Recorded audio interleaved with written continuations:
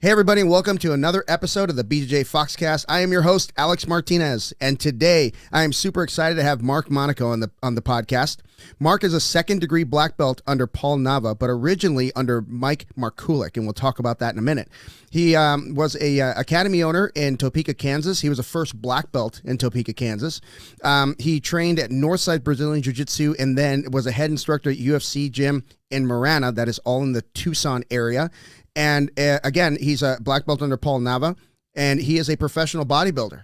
Marc, welcome to the show, brother. Thanks, Alex. Thanks for having me. It's going to be one of those shows. Yeah. So listen, man, I want to get right into it, and I want to talk about how is it that someone does jiu-jitsu and bodybuilding at the same time? Because bodybuilding, it's in the fitness arena. Yeah, but it's not the healthiest thing in the world for your body.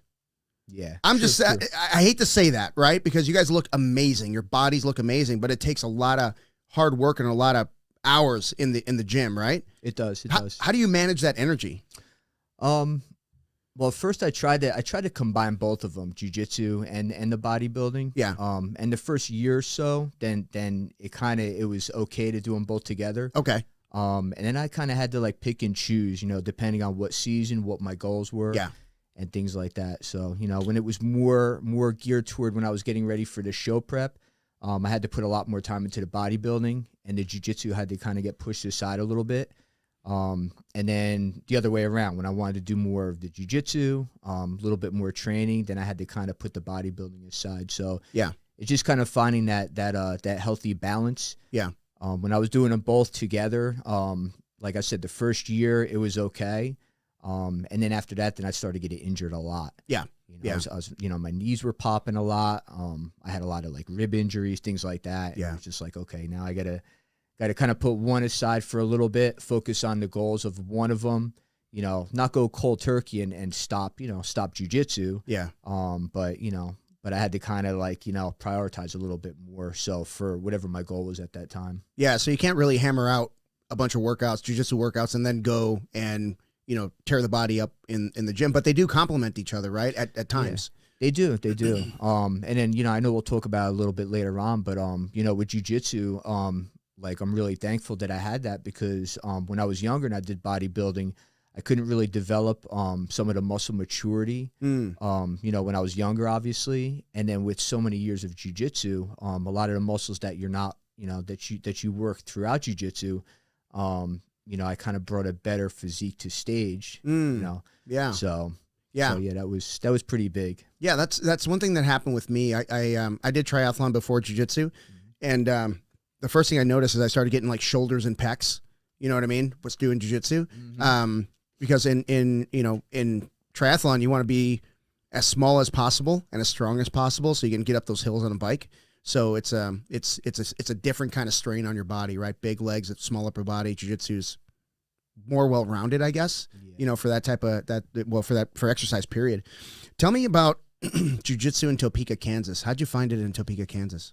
Oh man. Well, I had to go back way. That was back in 2003. Yeah. So I was into MMA, that was like the big thing then. Yeah. I did a little bit of submission wrestling, I guess they called it. And, I would go to some of the fight events. I'd actually go out to like Colorado, check out some fights and things like that. And I wanted to get into MMA. So I actually went down to, I got invited down to Nebraska, North Platte. Actually trained with the Militich Fighting Systems team for a little while. It was a smaller team. Yeah. It was one of, at the time, the guy was, he was moving up. It was Luke Cadillo. He's actually one of Justin Gaethje's striking coaches right now. Oh, okay. But I got to train with him a little bit, invited me over to his house to train for like a weekend, things like that. And then I just started learning a little bit of jiu-jitsu too. That's cool. That was back in 2003. So came back to Topeka and really wanted to learn it a little bit more. Yeah. But it wasn't really around. It wasn't like a big deal. I mean, we were learning from like Mario Sperry, Murilo Bustamante, the Valley Tudo tapes and things like that. Yeah, yeah. And we would drill, just me and a few of the other guys. It was at like a Kempo school. Wow. So, okay. yeah. So, Wow. and then a blue belt would come down. They would have a Kempo tournament. And then they would have, they'd be like, all right, we're going to have a submission grappling tournament and things like that, we'll have a grand prize and things like that. Yeah. And we were all learning by videos. And every now and then, maybe a blue belt would come down, and teach us. And Show some stuff. Yeah, we'd be like in awe. Yeah. It was like a blue belt was that was a rarity back then. Yeah. So they'd have a tournament, and then you have a blue or purple belt come down from a couple hours away and just wax us all. So we were like wow. So but just over time, I did a little bit of traveling, wanted to learn a little bit. I went to an Army base in Manhattan, Kansas, and they had a program out there. They had a couple of purple belts teaching. Okay. So I learned a lot from them over a couple of years. Yeah. And then I just did a little bit of research. I went back to New Jersey, visited some family, and saw that there was a newer black belt at the time. It was a Hoyler Gracie guy. And he just won. He just took a bronze at the Mundials, back when Worlds used to be always in Rio de Janeiro. Wow. Yeah, Okay. so and that was my instructor, Mike Mrkulic. So he was a newer black belt. Took a couple of private lessons with him, and he was just real technical. I really liked his style, and eventually went under him and started developing a program in Topeka, Kansas. And we'd fly him down once or twice a year, do seminars. I keep doing private lessons with him when I went back east. Yeah. And things like that, and just kind of moved up with him. So, Yeah, he was out of Jersey, right? He was out of New Jersey. Yeah. Okay. Yeah. So today that sounds like crazy, right? Starting a program as a blue belt, you're like, what? You know what I mean? Maybe if you got a brown belt or a black belt buddy. But back in that day, I mean, honestly, like even 10 years after that, when I started, 2013, having a black belt on the mat was like, whoa. If there was a purple belt on the mat, they were visiting from another academy. Yeah. It was like we were a pretty young school, but still, I mean, it was a rarity. And at the end, if there were two black belts rolling, no one rolled. We were just watching. Yeah, exactly. Right? You were just in awe. Yeah. So, I mean, I can only imagine even 10 years prior, because, I mean, it might as well be 1,000 years, the difference, right? It really is. Yeah. So, and I say that, I always stress that because a lot of the people starting now, we are very, very spoiled. There's nothing you can't find on YouTube. Right? Oh, yeah. The BJJ Fanatics, all the tutorials you can buy, all that stuff, which I love, don't get me wrong. But in your day, there was like magazines, DVDs if you're lucky, right? Or seminars. VHS. You're learning from VHS. Yeah, man. And the video sucked, and so the video quality, I should say, sucked, not the content, right? And you had to really, it's hard to learn from videos because you can't feel it, right? I mean, you can kind of get the idea of what the move is like, but there's certain little pieces in there that are missing, right? Oh yeah. Yeah. So tell me about Mike. What was special about Mike? What made you want to be one of his students? Oh man. Well, he was probably about 140 pounds, but his pressure was crazy. Yeah. So when I would roll with him, I was, like I said, I did a little bit of bodybuilding in my early 20s.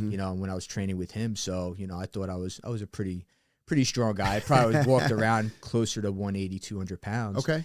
And this 140 pounder, he did whatever he wanted to me. Wow. He was faster. He would just slice through my guard like it was nothing, like butter. And then he'd get on top of me. I couldn't move him. So, and I just liked his teaching style. Okay. He was patient and things like that. So just real technical. So, and you may have said this already, but how did the relationship start? I mean, you're obviously in Kansas. He's in New Jersey. How did you guys first connect? So what we did was I went down there, did a private lesson with him back in New Jersey, and I really enjoyed the session. And then I was training at an MMA school. One of the guys down there, he was actually a bounty hunter, and he Nice. he was a bail bondsman, bounty hunter, and he had a place upstairs. It was an MMA school, and I wasn't even a blue belt yet. Okay. And he had heard about me that I trained jiu-jitsu, and he had an MMA program. So he wanted me. I was really the only guy that was real serious about jiu-jitsu. Yeah. So he brought me in to train jiu-jitsu, teach the MMA guys jiu-jitsu. Oh, okay. So what we did was, he had a little bit of money, and I didn't have the money at the time to start it up. Yeah. So he was like, yeah, let's fly this guy down, do a seminar over at our place. Yeah. And I was already training for like 3.5 years. And Okay. I was still a white belt. You Yeah. know, we were all white belts. Yeah. No, there was no one there to promote, right? Yeah. Yeah. So Mike came down, did a seminar. He knew how long I'd been training. So he wound up promoting me to blue at that seminar. Oh, cool. He actually man. gave me the blue with 2 stripes already. Wow. 'Cause Okay. he's like, you've been a white belt for so long. Yeah. You know, and I was already competing a lot. I had already done Gracie Worlds as a white belt. That was in 2006. Wow.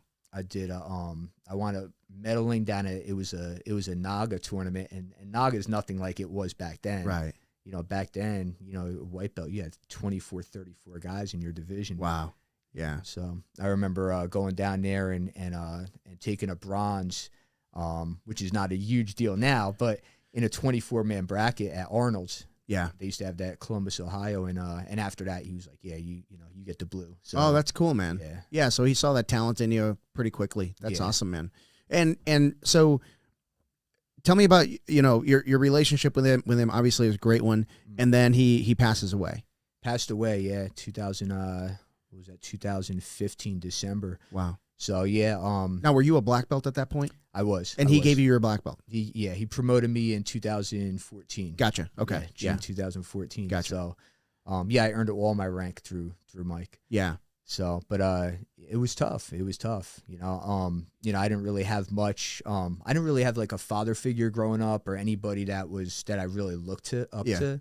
You know, and I really looked up to him. And when we flew him down, he'd stay with me all the time. He'd stay with my family. Oh, cool. You know, and just got kind of close to him. You know? Yeah. And then that time with him and everything, and then we moved out to Arizona, and then found that out.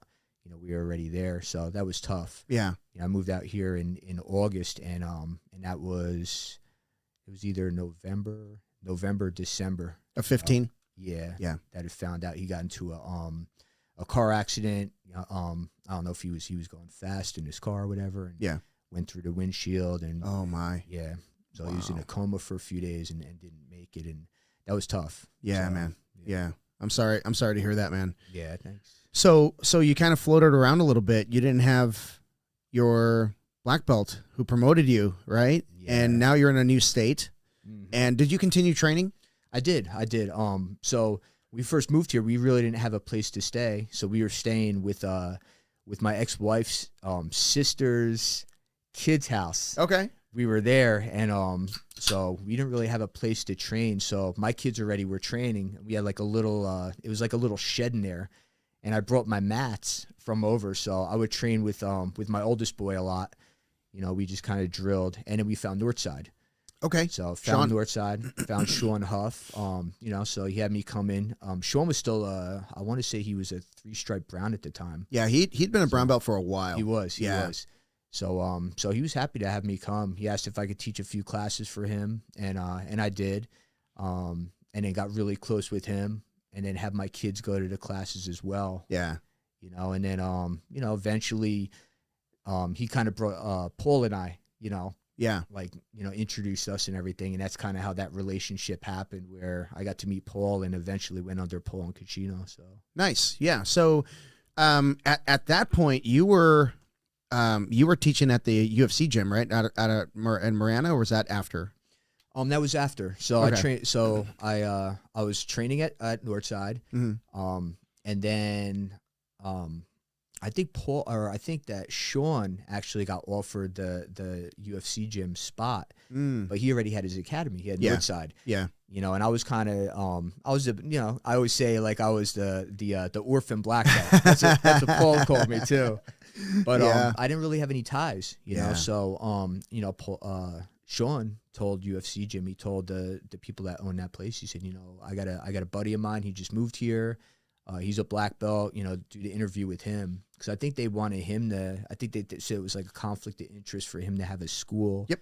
And then also go over there and teach your program. Absolutely. Yeah. You know, so I interviewed for that position, and then they hired me as their head instructor for jiu-jitsu and the fitness director there too. So Okay. yeah. Okay. So that's kind of your wheelhouse, right? Yeah. Yeah. So I did that, built that program up for 3 years. So Yeah. I remember you bringing your guys up from Tucson for tournaments and everything, Mhm. and they did really well. I mean, yeah. So Yeah. you had a good program there. Yeah. Who actually owns the UFC gyms? Are they a franchise? I think they are. Yeah. I'm not sure if it's a. I'm pretty sure it's a franchise though. Yeah, because they were building them all over the place, and I don't know if they're still around, but They I got don't know. they got a few. I don't know if they have any more in Arizona. Yeah, You know, they might have one. I think they had one in Phoenix for a while. yeah, Awatuki, I think. Yeah, Yeah. yeah. I don't know if they still have that one. And then they had another one, and I'm not sure. I think they closed. Yeah, yeah. So, and then this one, same thing. I mean, I built that program for 3 years, and then they wound up closing. So, Oh, really? so Okay. that was, so that was tough. Yeah. So what was it like working at the UFC gym? Did you have like, I mean, because they have striking and they have other stuff. They have like fitness classes, stuff like that. Yeah. How many days or how many days of the week were you doing jiu-jitsu there? Oh, jiu-jitsu, I was doing, let me think, I was doing 6 days a week there. Okay. Yeah, I so taught. Yeah, decent program. I taught all the classes there. Wow. And I was doing the private lessons there. Yeah. Kids program, adults program. So yeah, that was my main job. That was a full-time job. Wow. And what did you do back in Kansas? What was did you just teach or what was that? Kansas, I did a lot of jobs. Yeah. You know, I did personal training. I got, Okay. you know, I've been doing that since 2002. Mm. I had the jiu-jitsu program. I did that. The program I did as a blue belt. We used to rent out, it was a golf club or it was a golf, it was a country club. Oh, really? And then they had a basketball court in their gym. And I remember, I used to rent that out 3 days a week. Wow. Yeah, I did that for a while. And then when I got to the purple belt, then that's when I opened my own academy. Wow. So, but I did all that. You know, I did the personal training. That was my business. Did the jiu-jitsu instruction. I was a substitute teacher. No kidding. So I did that for a while. Yeah. I did homeschooling, physical education. Did that for a while. Yeah. Dabbled in a little bit of like what is it, like network marketing type stuff. Yeah. You know, things like that. Supplement companies. I mean, I've done a lot of things. Yeah. So, What are the more? So you said supplement companies, and now my mind is racing. Mhm. What are the? I don't know if reputable is the right word, but are there certain companies that you would recommend? That because I don't know. I just go to First Form and order stuff. yeah. Yeah. You know, I'm not really sure. I'm not a huge supplement guy anymore. I mean, I think I've like tried just about everything. Yeah. You know, I used Advocare for a while. That was one of the companies that I worked for. You Okay. know? And like the multi-level marketing, things like that. Yeah. I did that for a while. There's only a few products I really like believed in. Yeah. You know, so it's hard for me now. Yeah. You know what I mean? Yeah. I do get sponsored by one. It's a guy that he has his own company, so I get supplements and everything, and I do advertising for them. Who's that? You know, his name is Eric Okay. Willis, and it's Grind Sports Inc. Grind Sports. Grind Sports Inc. Yeah. Okay. So, Shout out to Grind Sports. Yeah. That's nice. So I do that. You know, and just as long as I could find the things that I need. Yeah. You know what I mean? Like for my body. Yeah. So I can't really say like that I say one company is better than the other. Gotcha. You know. Yeah. So Yeah. I think right now I'm just doing like I do like multivitamin. mhm. I do collagen peptides, some creatine, some glutamine, and then I'll have to show you. I have like all kinds of shit that I barely know what it does, but I know I Yeah. want it. I'm in the same boat. Yeah. You know, I use all of that stuff too, just for my joints and everything. And Krill oil. I use a shitload of krill. Yeah. you Yeah. know, creatine, I don't. You know, creatine's good. I don't use it just for the bodybuilding because you do retain water Yep. with it. Yep. So I can't really. You know, I like my skin to be nice and Yeah. paper thin. Paper. So, but you know, there are good benefits to that too. Yeah. Is that what you're doing when you're dehydrating for a show? You're thinning up your skin, basically dehydrating. The last week I do that. Yeah. So, you know, last week I do a water load. Okay. My sodium's always low in my diet. mm. I mean, some people would frown on that. Some people it works for. I sodium the shit out of my water. Yeah, see, and I don't unless I really need it. Yeah, you know yeah, what I mean? yeah. I put Himalayan salt on a lot Okay. of my food. Yeah. But I really don't season my food unless it's like just a regular meal. You Yeah. know, if I'm Yep. going out to eat or whatever. Yep. you know. But when I do my meal prep, then I just put Himalayan salt and stuff, and that's really it. Okay. But yeah, that last week when it's a prep, whether it's for a show or a photo shoot or things like that, I drink tons of water, and then I kind of cut my water off, so it has me peeing basically all day. Yeah. For about a week. Yeah. And I dry myself out. Wow. You know. And how do you then, feel when you're like? What would you say your body fat percentage is when you're going into a show? Show, I'm about 6. 6. Okay. 6%. Okay, yeah. that's really low. Yeah. That's really low. Yeah, it is. Wow, man. Yeah. And tell me about taking a break from bodybuilding and then getting back into it at 40 years old. And at 20, in your 20s, we were talking before the show, and you said you had mentioned that you were going for a pro card in your 20s, didn't make it, and then you decided to dig in your 40s, and you did. Yeah. Tell me about what the difference was between your 20s and 40s, and what's that like, getting your pro card as a bodybuilder? 20s, like we talked about earlier, I mean, I had no clue what I was doing. Yeah. You know, I came out of the military. I was in good shape already. You know, I had lifted since I was 14 years old, so... You know, that was a big part of me, and I was like, hey, let me see if I could do a show. Yeah. You know, and I had no clue what I was doing. I didn't even know what the poses were. So, you know, back in you know, this is back in 2002, and you didn't have the access to everything that you do now on the internet and things like that. So I think I got a printout. And I printed out mandatory poses, and I think I practiced like the night before the show. No shit. Yeah. So were you kind of looking over your shoulder, like looking to see what everybody else was doing? I had no clue what I was doing. You know, thank God I went novice. I was not, you know what I mean, and went out there, and you know, I looked okay. You know. Yeah. But I still got beat. Yeah. You know, I didn't know what I was doing. Yeah. And then you know, did a few more shows after that, and you know, each show I knew a little bit more what to do. Yeah.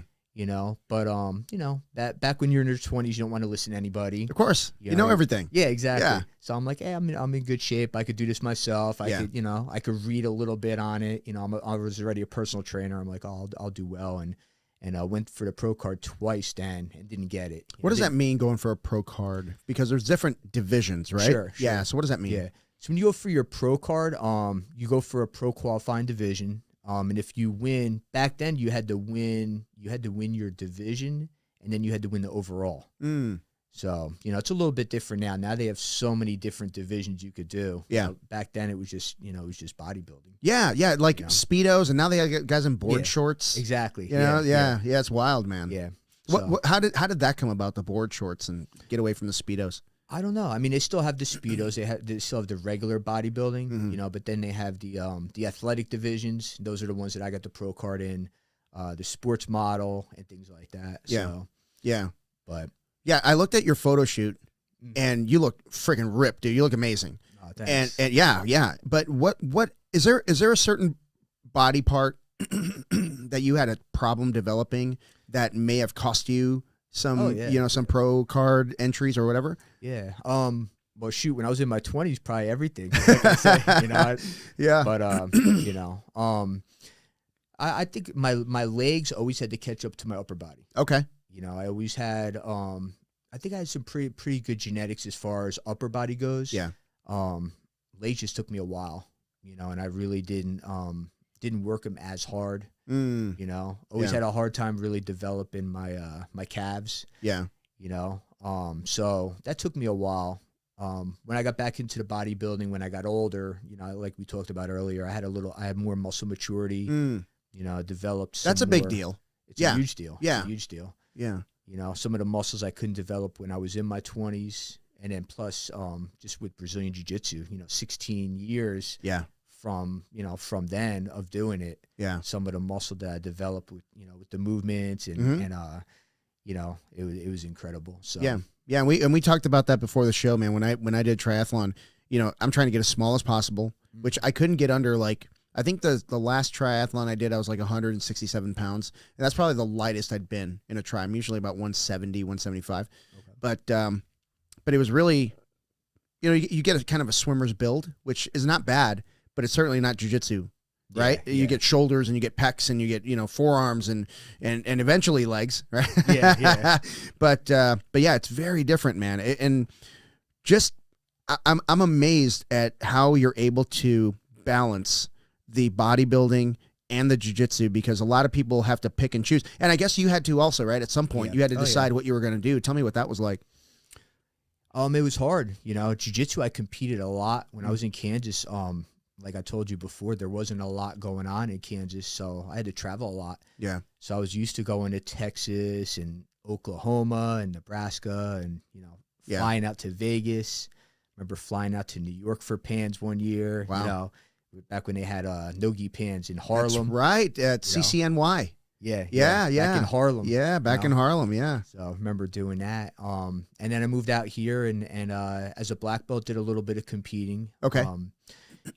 But it was hard. I think the thing that made it a little bit easier is I wanted another challenge. Yeah. I was going through, we talked about this earlier, going through kind of like a midlife crisis when I hit 40. You know? Look around you. I am too. So I wanted to see what I could do in bodybuilding, see if I could get back into that and win the pro cards. Wow. And I think it made it a little bit easier too, because my kids were doing jiu-jitsu. Yeah. And my oldest son, he was doing really well. So yeah. I wanted to kind of put that focus a little more on him, and I could, step away from that competing for a while. So yeah, and I think, well, your kids are beasts, by the way. Oh, thanks. Yeah, they are. They're really good. And I think, like, setting that example for them, like doing something that's really freaking hard and putting yourself out there, like on stage, like for everyone to see and winning, that's a great example you're setting for those boys, man. That's awesome. Yeah, thank you. Yeah.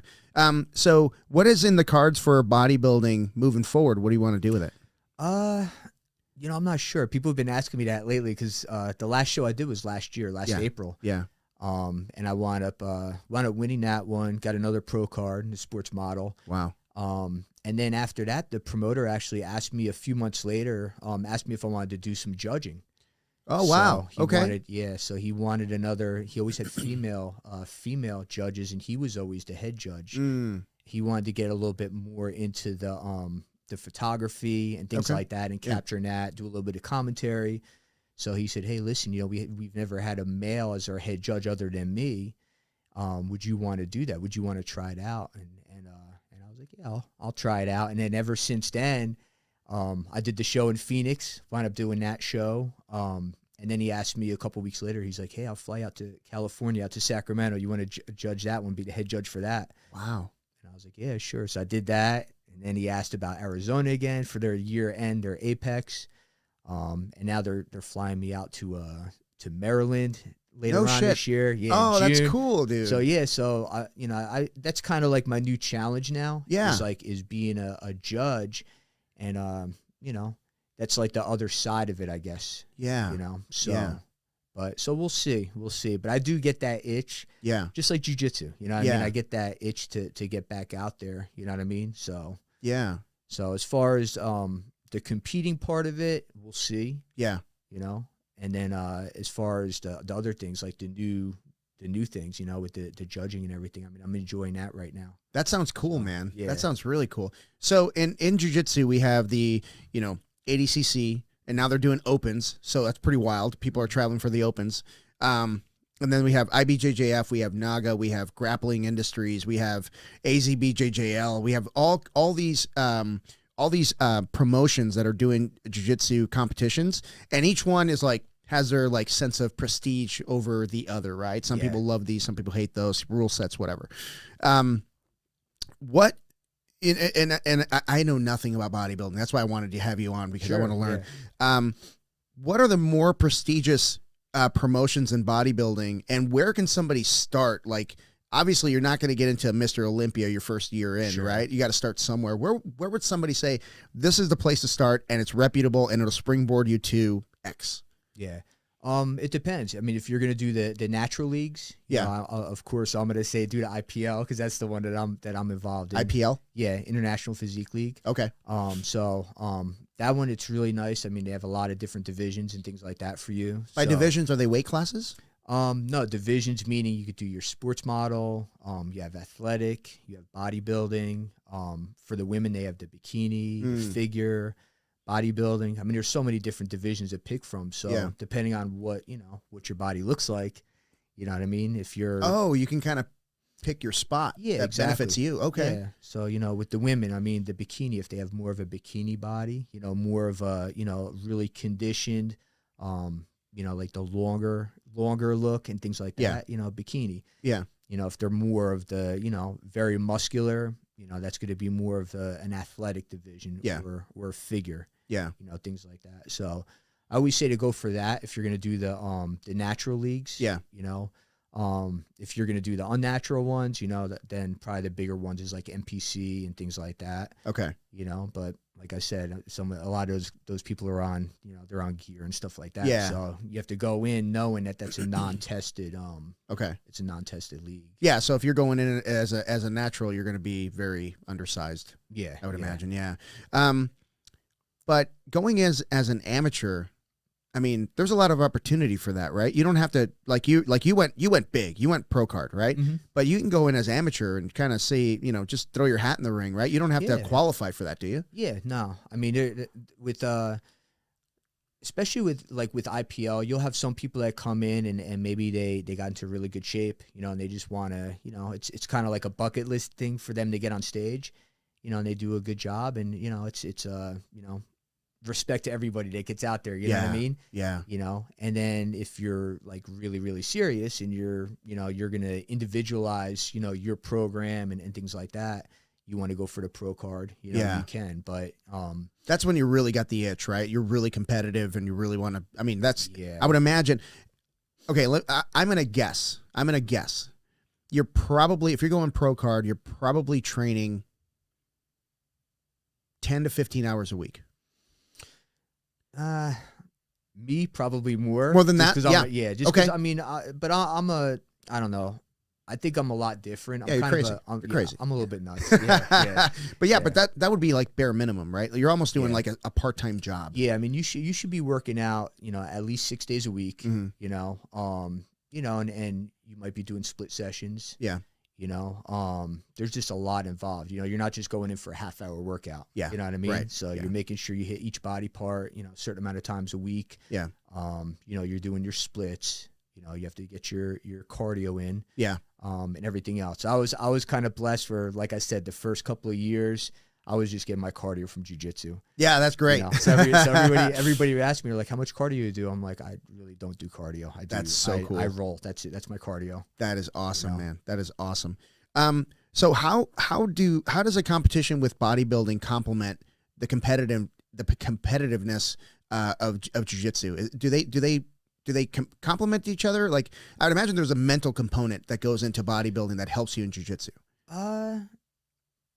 You got to be pretty freaking tough. I think so. Yeah. I think so. Yeah. So, I don't know. I think just mentally, I mean, yeah, because with bodybuilding, I mean, it's, you have to be disciplined. Yeah. And just like jiu-jitsu, with jiu-jitsu, you have to be disciplined. Yeah. Same thing as going on that stage. I always tell like the people I train too, like when you get on that stage, you got to own that stage. Yeah. You know what I mean? It doesn't matter who you're up against. You just have to you have to be like, I'm going to win no matter what. Yes. If you don't win, you don't win. You know what I mean? But it's the same thing with jiu-jitsu. You can't go out there and psych yourself out. You go against somebody and be like, oh, I don't know. You just got to go out there and just say like, I'm going to win. If you don't win, then you don't win. That's right. You know what I mean? Yeah. It is what it is. And it should piss you off to lose. You know what I mean? Like people, someone once told me, show me a good loser and I'll show you a loser. I'm like, yeah, that makes sense to me. Yeah. You know what I mean? It should piss you off to lose. Oh yeah. And I think it should, scratch that itch to come back a little bit stronger. But how do you get yourself back to, okay, let's hit it again after, all of that time you put in? How long does it take you to work up towards a bodybuilding competition? For me, I've gotten to know my body enough where I could get ready for a show in 8 weeks. Okay. So 8 weeks is not short. Most people 16 to 20. Okay. So, yeah. But I try to be an athlete all year round. Yeah.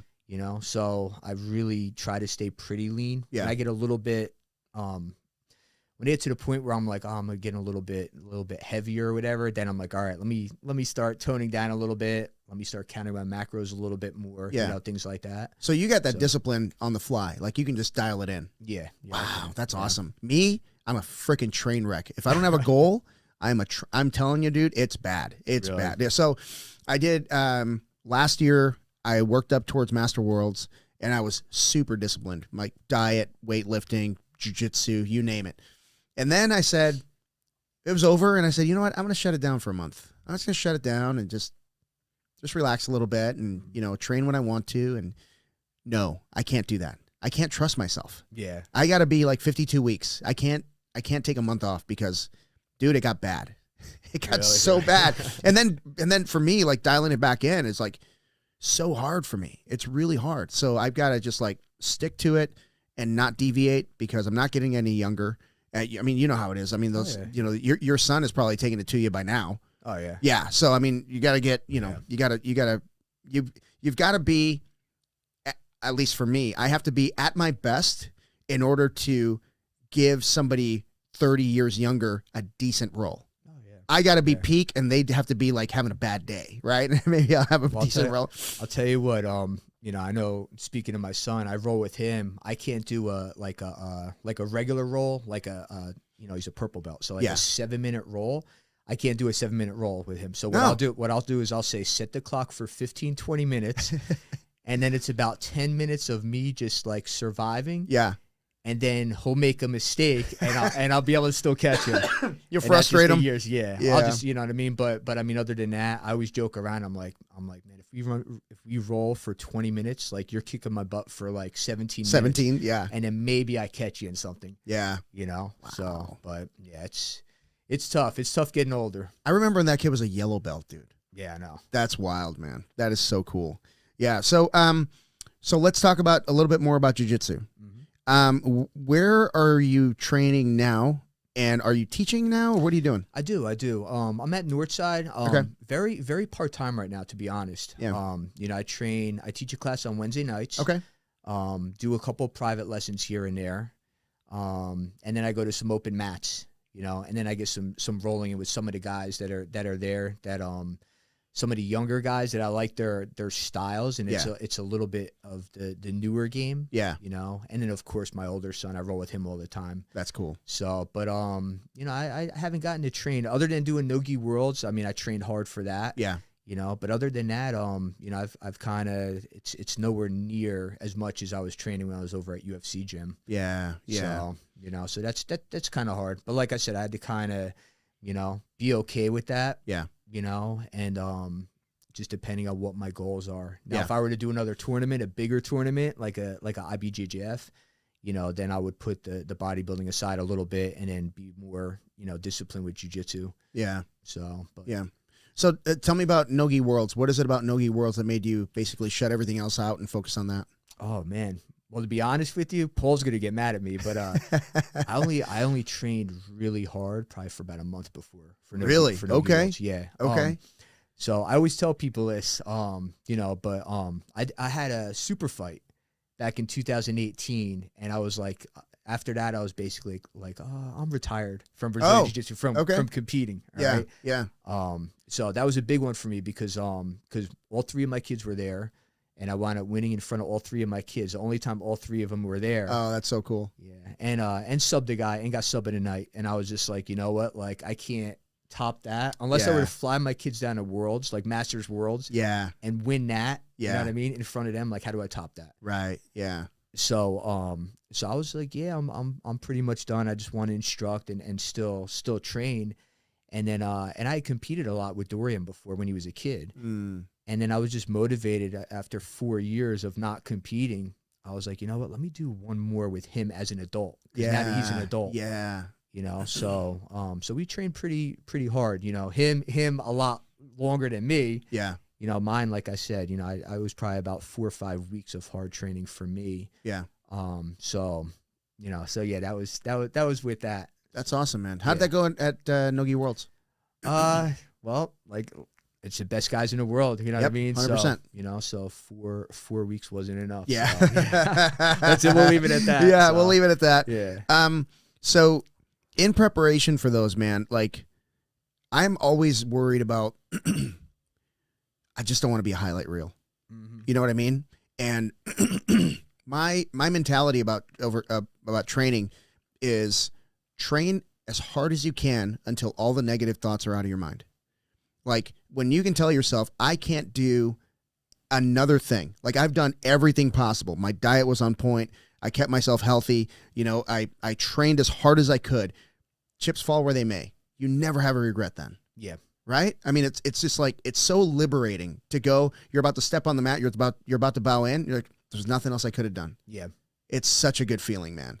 Yeah, And usually you have a pretty good result, but man, yeah, 4 weeks, that's pretty tough. That's pretty ballsy. But I love the motivation though to do it with your boy. That's really cool, man. So, you know, for me, you know, the only tournament I really care about is Master Worlds. That's the only one I really care about. Everything else is a tune-up. I don't care if I win, lose. I just want to feel it. Like, I want to understand like what my body does, because I'm not getting any younger. Was there ever one for you that you were like, this is the one? This is the one I want to win? I don't know. Every belt I had different goals. Cool. Know? Yeah. So, you know, I'm trying to think. I know when I got the brown, I was pretty spoiled because, you know, white belt, I won a lot at white. You know, blue I didn't compete a lot. I had a lot of injuries when I was in blue. Purple was kind of a mix. Brown, as soon as I got the brown, I won. And I was like, you know, I won an I won an IBJJF. I think I won the Miami Open. Nice. Wound up winning that one and everything. So, and then when I got the black, I was just like, you know what? Like I knew that level, how tough it was. And I was like, man, I just want to win. If I could win at this level, no matter what tournament it is or what, you know, if it was a super fight or whatever, then like, you know, then I'm good. Yeah. And I'll be honest with you. First, I don't think I won. I think I lost like my first 6 matches at black belt. Yeah, it happens. And I was always against killers. I mean, I was against you know, IBJJF world champs. Yeah. And, you know, I had guys. I think my first match at black belt, I went against a guy that was he was a 3rd degree black from Brazil. Awesome. He was on it was here in a visa, and somebody told me, he's like, oh, he's been a black belt longer than he'd been training. And I'm like, great. That's never good news. Yeah. Yeah, exactly. So I just wanted to win at black, you know. And when I got that first win at black, then I was like, you know what, I'm pretty content. I didn't have to, you know. World championship is great, you know, and I respect all those guys. You know, I respect Paul. You know, he's what, like a 11 or 12 time. Yeah, you 10 time. He So, reminds me all the time. Yeah. So for me, it was just, you know, I want to win. Just want to win at that level. If I could win a couple matches at that level, you know, for me, then I'm pretty content with that. Yeah. But you know, obviously, whatever I compete in, I want to win, and I'm disappointed if I don't win. Yeah. But it's not. You know, I kind of, for jiu-jitsu, for me, with my competition goals, I've kind of accomplished everything that I've wanted to accomplish. And everything else now that I accomplish is just kind of like a cherry on top of the sundae. You know what I mean? Yeah. So, you know, and it's more about my kids now. It's more about Dorian, you know, and him moving up, and then my other 2 are kind of getting back into it a little bit. Yeah. You know, I was just able to promote my my middle son to his blue. Oh, nice. At the end of last year, because he turned 16. So, yeah. You know, so it's more about them. And then if I jump back in there, you know, if I win, you know, obviously that's the goal. Yeah. But everything else is just added. So like I said, I always tell people I retired in 2018. Everything else now is just like for fun. Yeah, it's just gravy, man. Yeah. Yeah. Yeah. I actually I had a guy named Scott Burr on the show last week. And Scott was he's a writer. He's a black belt, and he's written several books. And he did a book with a couple of the OGs of jiu-jitsu. Richard Bressler, he's doing one with Chris Howder that it's going to come out at the end of the year, I believe. And we were just talking about, like, you know, the Richard Bressler book. And one of the chapters in there was like, you know, he's a 35-year-old grappler, right? Which is not that old, right? Yeah. But in those days, he's younger than us. Yeah, he's younger than us. Yeah. But I mean, in those days, he had a bunch of young, you know, wrestlers, and, you know, he was still learning a lot about his body and everything. And as he was growing older, I think he's in his 70s now, but as he's growing older, he's like, well, where do I fit in now? You know what I mean? Like, I'm not that competitor. I'm not, you know, this killer, you know, on the mat. I mean, he's really good, but you got to, when you got 30 years on somebody, it's hard, right? Yeah. And, you know, he said, you know, my job now is to be the best coach I can be. Yeah. And I really, because I'm an aging grappler, you know what I mean? I'm 50 years old. And really, I took that to heart, man. I was like, yeah, you can still be in the game without competing against the young guys, right? You can still, it's your job, right? Yeah. Yeah, I agree. And it's not like we were talking about earlier. It's not like it used to be. You know, back when if you were a black belt, 10 years ago, like it was like you were a god. Mm-hmm. Yeah. Now it's like, like you get out there with some competitive blues and purples that are in class younger than you. Dude. They're learning stuff that it would take forever to learn. Yeah. I mean, they know the stuff that the black belts know now. You know what I mean? So it's like, it's kind of humbling. I mean, there's times I go into class, I'll roll with a purple belt, and they'll wax me. You know what I mean? I'm like, what just happened? Yeah. But it's cool though, because I mean, if they're from a respectable school, and they're still humble about it. Yeah. They still know they're like, you know what, like it's not like they're like, oh, well, I just beat a black belt. Right. You know what I mean? Yeah. And stuff like that. I mean, they know you're a little bit older. You're more of an old school guy. Yeah. You know what I mean? And they still could learn from you. Absolutely. It's not like you're, they think they're above you. Yeah. You know what I mean? And that's the cool thing. So. Yeah. And one thing that I I really enjoy doing is when there's somebody who's like a quote unquote lower belt. And they do something that I really liked. Like they, I feel them do something. And at the end of the match, I'll be like, hey, do that again. Like, whatever the hell it is that you did really knocked me off balance. I want to see what you did. Oh, yeah. And when they're able to articulate that, because they did it, it didn't happen by accident, right? The purple belts, brown belts, like they're good. And I really enjoy that piece of it. Like, they feel like, I don't know, I'm still super curious, right? So they feel like open to share ideas, right? It's not like, oh, that's a black belt, I'm not going to say a word.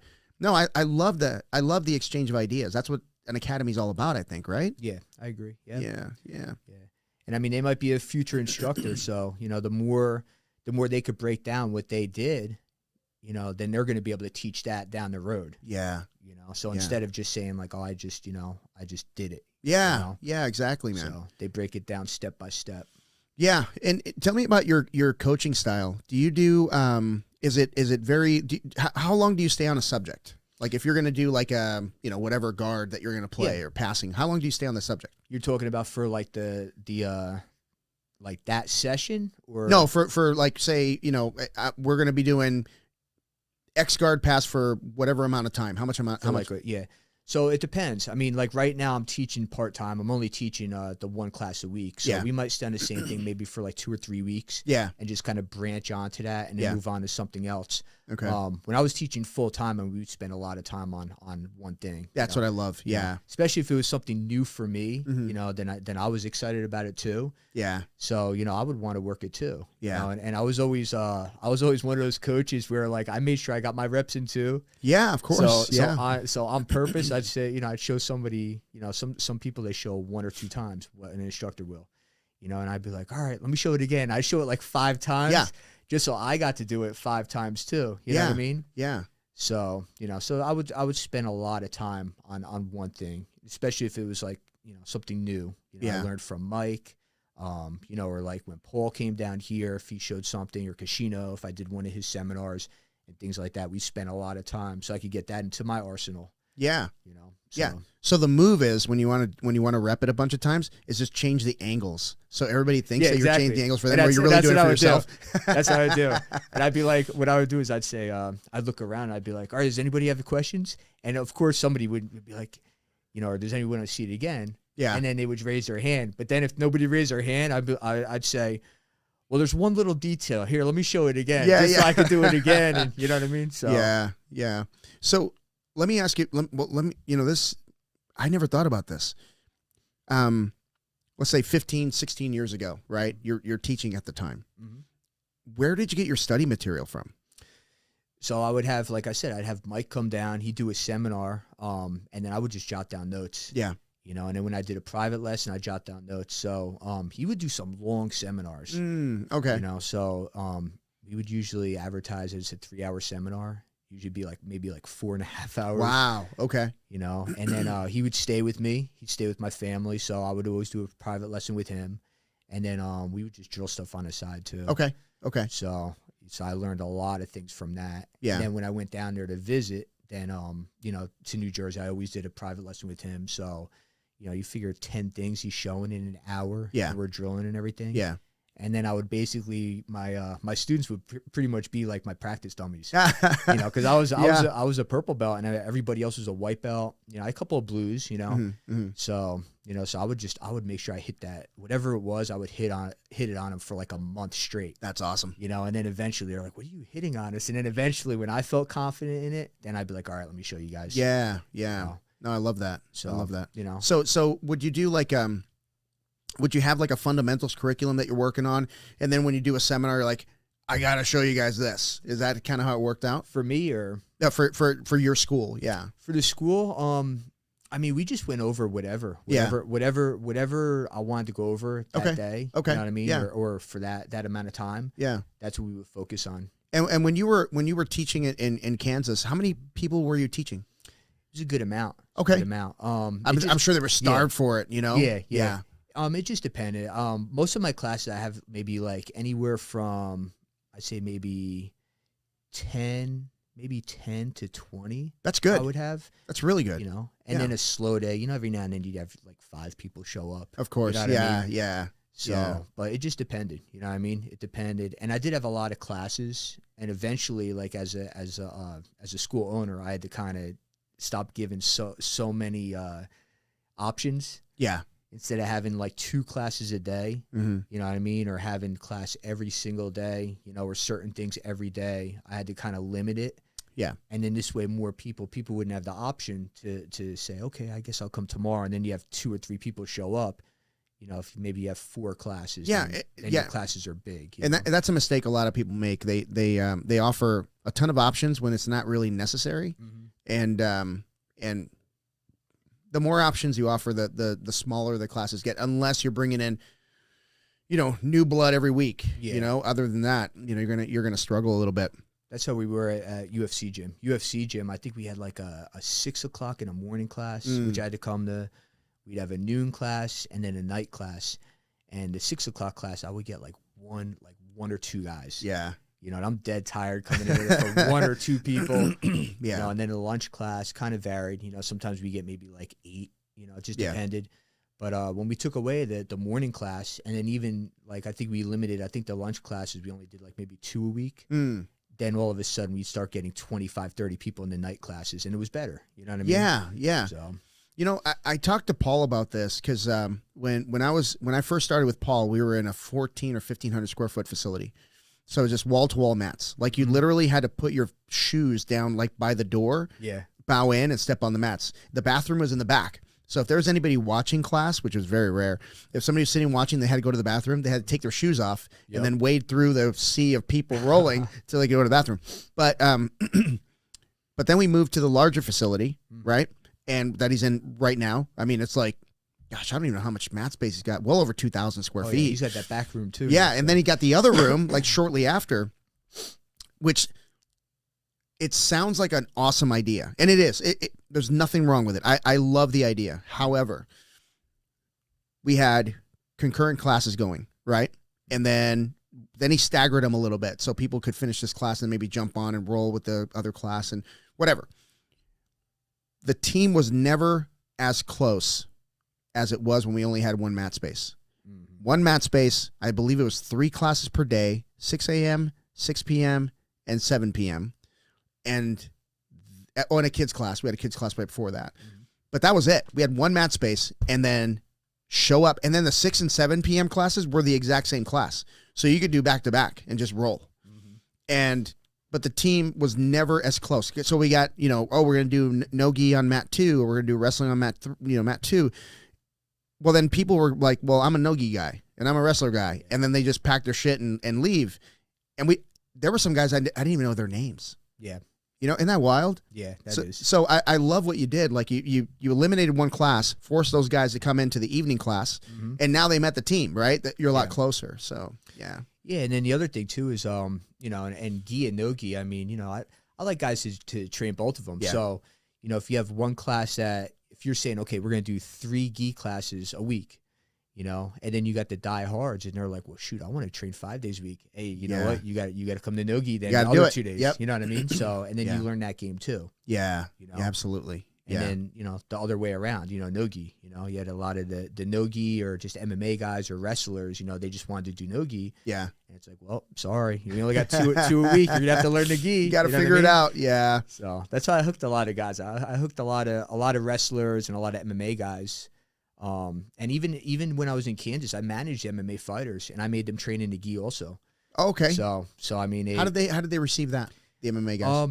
At first they didn't like it. Yeah. You know, they didn't like it, but they did well. You know, they learned the gi and then they didn't get caught in the Mickey Mouse submissions. You know, because they, you know this, you got to play a tighter game. Yeah. In the gi, you know, you can't keep your elbows out. You know, there's a lot to grab. You have to tuck your chin or you're gonna get choked. Yeah. Can't leave your arms out. You can't just rely on athleticism. Yep. You know. Yep. So, you know, so they got better, you know, and it actually helped their no-gi game and their MMA game out. You know, so. Yeah, when you're doing wrestling and no-gi, it's not a knock on it. I love it. But as long as you can keep moving, you're okay. Yeah. Right? If you don't get pinned, you're okay. In the gi, if you keep moving, you're going to make a mistake. There's too much friction, right? And you're going to get caught. So, you know, I'm not saying you can't get caught in no-gi, but it's just different. It's just different. Yeah, it's you can get away with a lot of athleticism and a lot of speed, or you know, you can get caught, you know, be in bad positions and still slip out. Yeah, you know what I mean. Especially if you sweat a lot like me. I sweat a ton, dude. Yeah. It's funny you talk about sweating. When I tore my knee, I was doing physical therapy, and I hadn't trained in like 2 weeks. You know, I was just walking around on the knee. You know, doc told me to take it easy. Started PT, and as soon as I started like doing like little squat movements, I just start pouring sweat because my body's like, okay, here we go, we're doing this. Like, it's crazy. It was almost embarrassing, dude. Like they would put me on a table and it'd be soaked. Yeah, I sweat a lot. You're like, can I wipe that for you? Yeah, I'd bring my own towel. You feel bad, yeah, man. But hey, listen, a couple of things I want to talk about before we close out. Number one, I always ask black belts this. The black belts that are under you, okay? All the black belts in your lineage.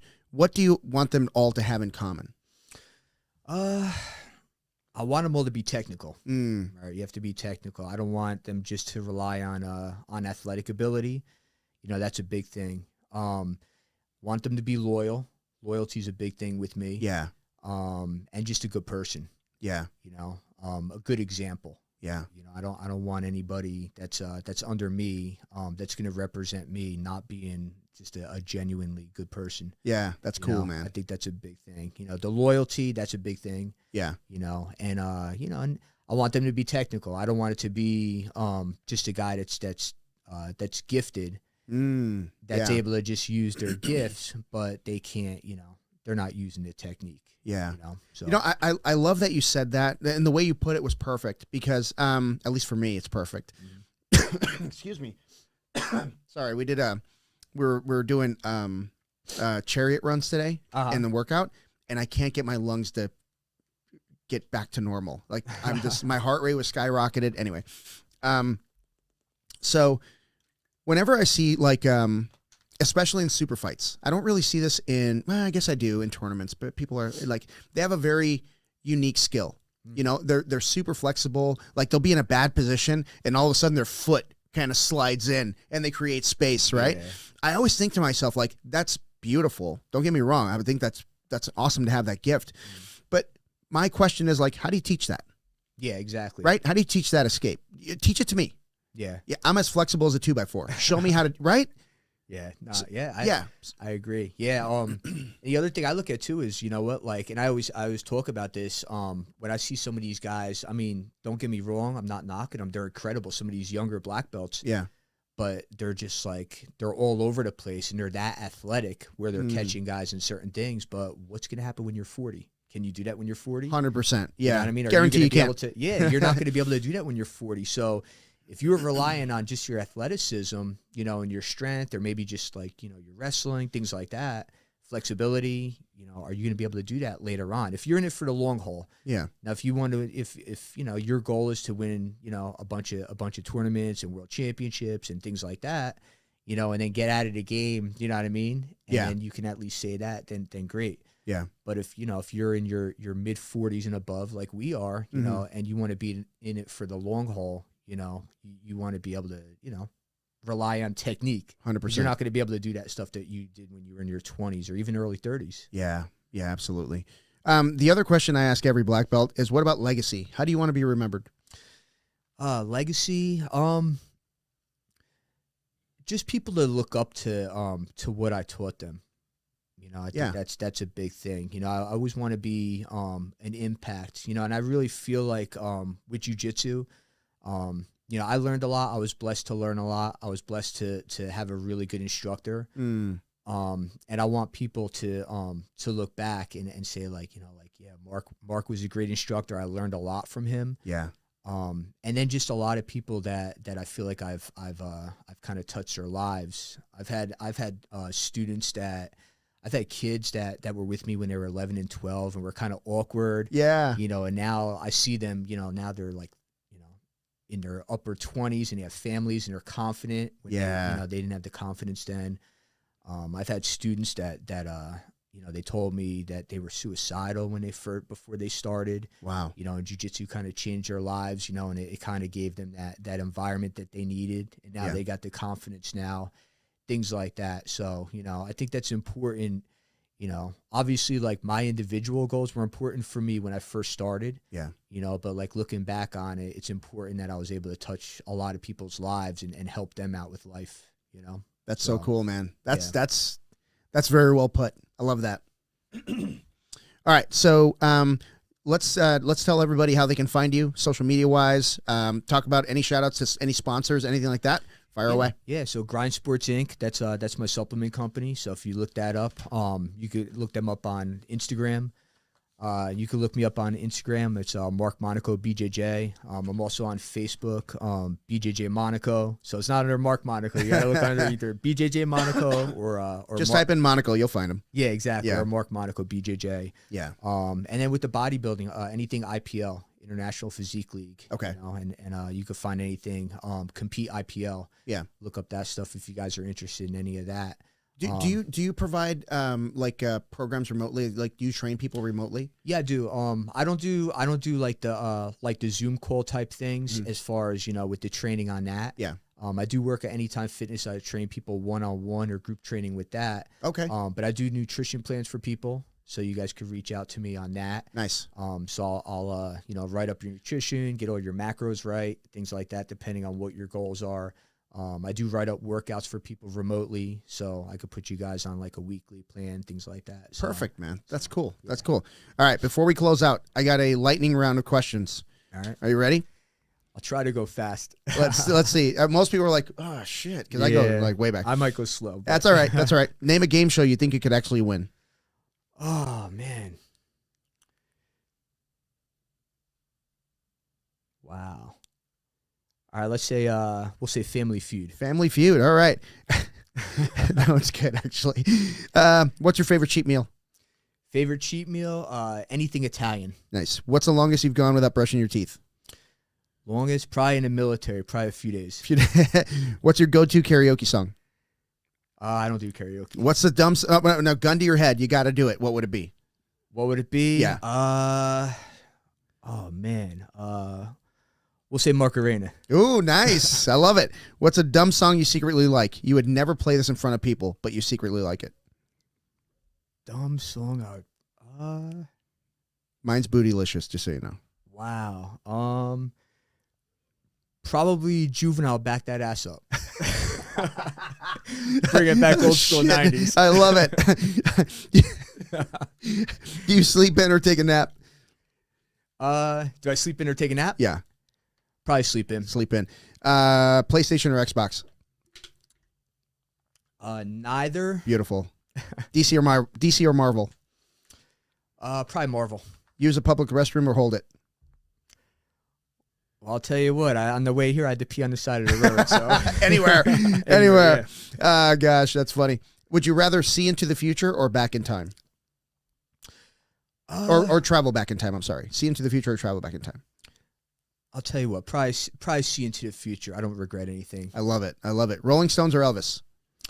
Probably Elvis. Favorite childhood TV show? Childhood TV show. Wow.